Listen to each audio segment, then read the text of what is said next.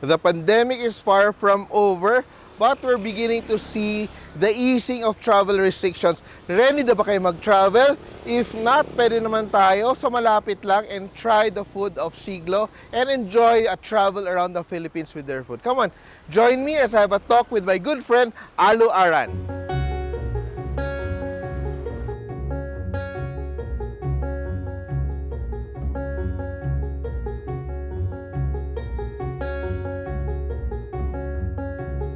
All of us were caught off guard when the pandemic happened, and now that the economy is beginning to open, there's a lot of reason for us to, plan and do our marketing again and start business rolling. And I'm here with a good friend of mine, marketing expert and PR, practitioner, and also managing partner of Courage Asia, Miss Alu Aran. Hello, Alu. Nice. How are you? Nice to be here. Thank you. Yeah. Thank you for spending this evening with me. Oo nga, in a beautiful city. Yeah. We miss the Tagaytay air. It's chilly, so it's a perfect time to be here. Yeah. Right? And now that we get to go around, a little bit, what's it like? What's been your experience trying to get back into the groove of things?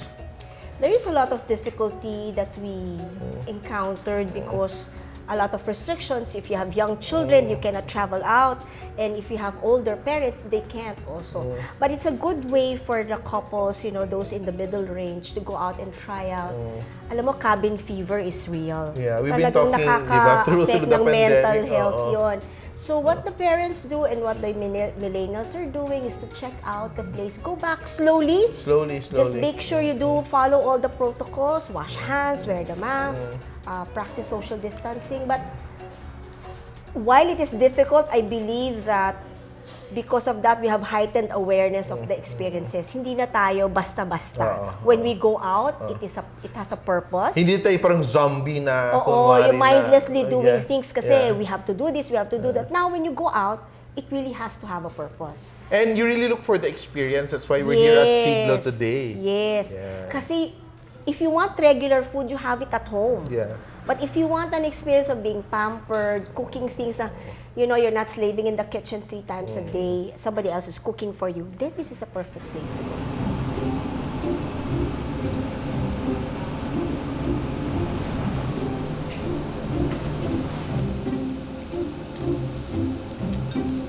Pero ikaw, being both in the PR industry, you're helping your restaurant clients, gain back the confidence of diners. But you're also a mother with 2 kids who are not yet allowed to enter establishments. So, what's your feeling about that, and how do you deal with that challenge? Na I'm sure the 2 boys medyo nagka-cabin fever na, so Oo. They really have to be out, at least in the house, going around. Because, sometimes they get so bored just being in the room. For me, it's two things. One, I am assured that because most of the kids are not allowed, I'm sure they will be safe. Kasi nga, super spreader ang mga kids. Because they're so cute, you want to hug them, they kiss everybody. But at the same time, also, it's sad for them because they're losing 1 year of their life. Yeah. But I'm sure when they go out, when things get normal, they'll be more appreciative of what they have, what we have. Unlike before, kala mo, everything is, they take it for granted. like tayo were lucky because we're enjoying this meal here. Pero sila, how are they eating at home? Do you cook a lot, or do you have food delivered? I am very lucky to be married to a husband who loves to cook. So Adolf has decided Houseman during the pandemic. Because all our years together, I was the one cooking for the kids. Yeah. I was telling my kids, if they didn't come, I would have ordered everything out. But they came, so I started cooking, and then the pandemic came, so Adolf started cooking. So happy naman siya. So he now claimed the kitchen as his.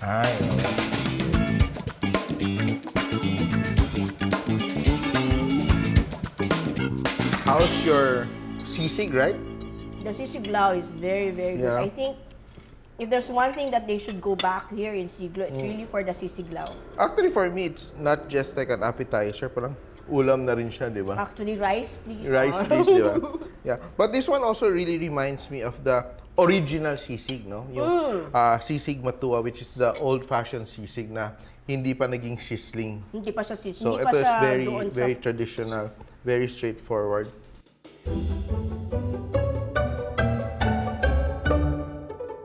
And kailangan natin mag-move on. Just like in life, next dish na tayo. We have our chicken binakol. Chicken binacol's origin is? They say it's Iloilo, no? So it's, pero I've seen versions of this not cooked in a coconut, pero it's cooked in bamboo. So parang iba-iba din yung versions. Pero this one's a very straightforward soup na very... Ito yung mga pag may sakit ka. May sakit ka. This is the one that you take. And when you're lonely, di ba? Pag cabin fever, yan. Ito lang yung pangpainit mo. Habang tumutuloy yung luha mo. Yan. Sarap, no?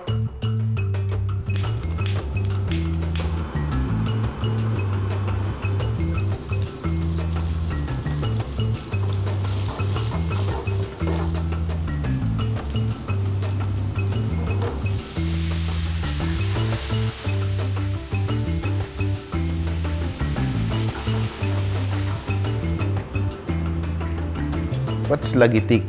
Lagitik po, yun po kasi yung version ng adobo dito sa Calamba zone. Originated po siya sa Batangas, kaya po siya lagitik.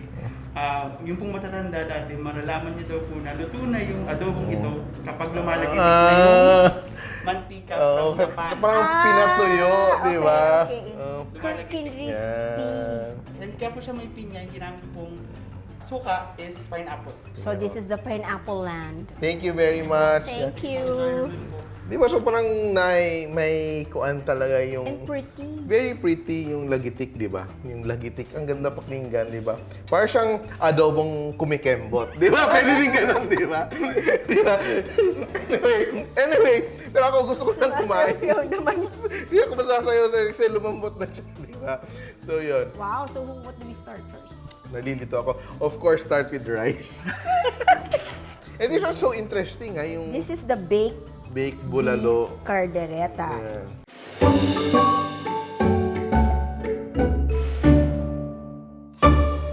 And ang laki ng serving, I don't think that's for two, no?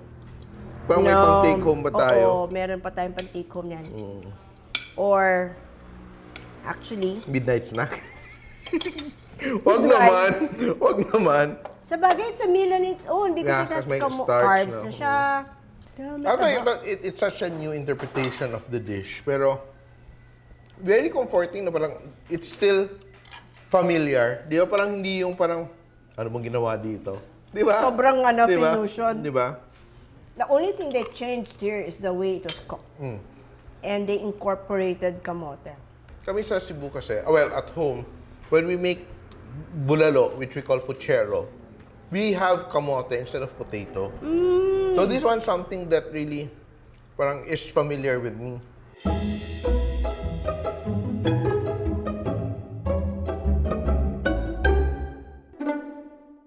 What's different with Pina is that it is cooked with...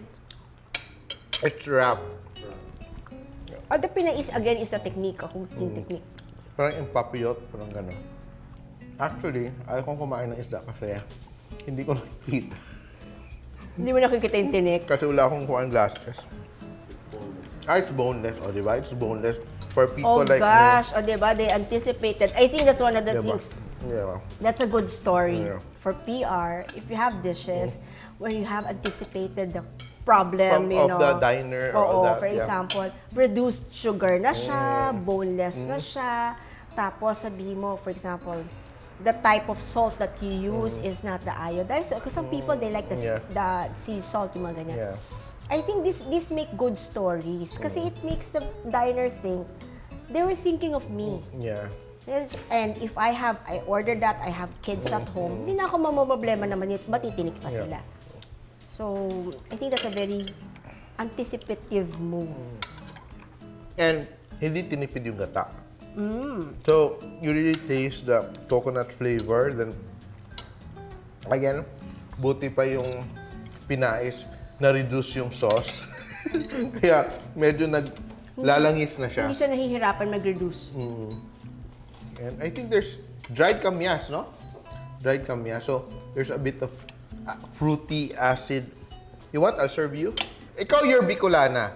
So, you will love this. I promise you, you will love that. But probably you just want it to be mas maanghang. Wow, no? Sarap. Sarap. And very gentle. And so malasa. Sobrang malasa niya.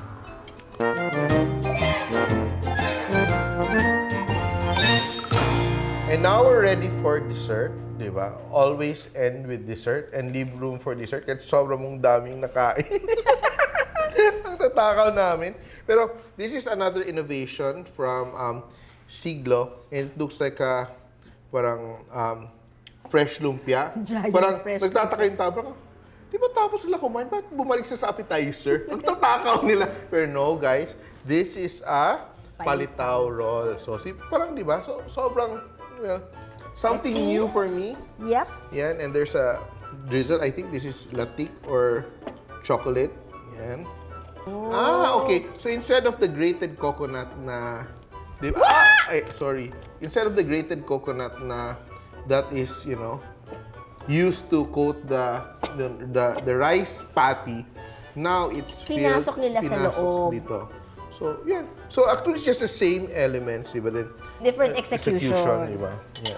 So, your company, Courage Asia, is really known for doing events, mainly Yes. events which are more industry events like Dine Philippines, which I was a Yes. part of many Yes. times, doing training sessions around the country. No? We went to Bicol, All we went to over, Jensan. Jensan, yeah. And the other one is the Top Menu Masters. Which is based Manila Manila. all the time. Yeah. But it's a bigger conference because we invite presidents of organizations, To speak. foreign speakers. So it's more like a mentorship. It is. It's really to encourage the high-level management of the food and beverage business to level up, to have a global perspective, to hear firsthand from practitioners some of their success stories. Parang ano yun, benchmarking. So, where are you now compared to the global standards? I was really impressed by the program pre-COVID, but I think now there is even more importance for establishments, for restaurant owners to get this program. Especially now, it's really very challenging. Customer satisfaction is very important. There's a heightened consciousness of the people who come, no? So, parang, how do they contact you if they wanted to know about your program or if they want to, enroll or engage your services for that? We have social media platforms. We have Dine PH. We have Courage Asia. We have a website, www.dineph.com.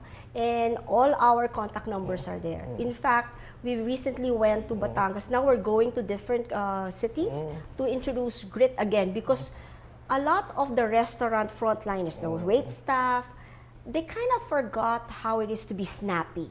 They forgot again how it is to serve with a smile because everybody's so scared now that they're also worried about their own health. Iba pa rin yun eh. The service needs to be continued because again, your objective is that your diners will come back. The business will never succeed if the diners will not come back. And speaking of events, Siglo also can host a lot of events here. Parang I've heard that, I understand, yeah, because they opened their kasalan, their wedding package, Kasalan Filipino. They have I think they're the only one offering that with very special menu of their travel around the Philippines menu. So, if you miss traveling and you want to have a special event, you have a business event, I think this is a place to go because they can offer you all these kinds of cuisine that you can only get if you're in Cebu, but you can't travel. So, the events here will be small, it will be intimate, it will be prepared well, and I think they're very much equipped to do it. And I think with the food they have, it's going to be a great celebration. And pretty, no? The food's Pretty as well. pretty. And I think medyo malaki yung space sila. Social distancing will always be Yes. followed. They're really prepared for that. In fact, they have 2 buildings. Mm. Building 1, there's a building 2. They really have a big event that can host that. So, thank you very much, Alu. I think it's time for us to enjoy our dessert. So, thank you very much, guys, for joining us for this vlog today. Thank you very much, Alu Aran of Courage Thank you. Asia. And I'm Chef Tatung. Till next time, bye!